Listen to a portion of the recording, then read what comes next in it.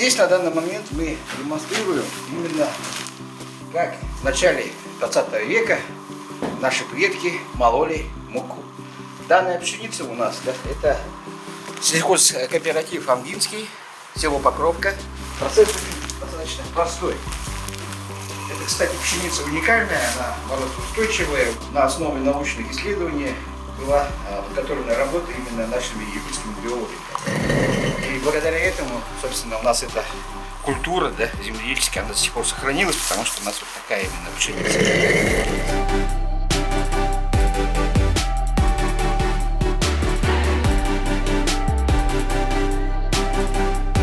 То, что мы сейчас намололи, да, это называется у нас первый обмол, да, с отрубями. Сейчас уже российские диетологи, наоборот, советуют использовать именно такой помол, первый помол. Он считается полезным теперь. Но раньше, чтобы добиться непосредственно вот такой муки, да, надо было ее перемалывать еще раз, по второму разу.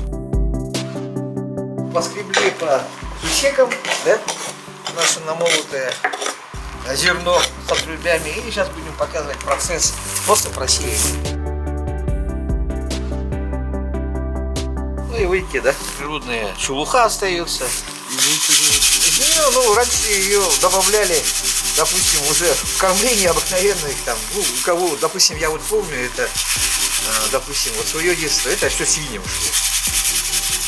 А в древности я не могу сказать, может быть, добавляли именно, опять же, еду, ну, тем же коровам, тем же лошадям. Потому что у нас идет это как бы первый помол, да? А по большому счету вот надо делать еще раз, второй масло прокручиваем, но еще больше измельчается, и уже через сито она появляется белая. Такой, который вы можете уже видеть ее в магазине.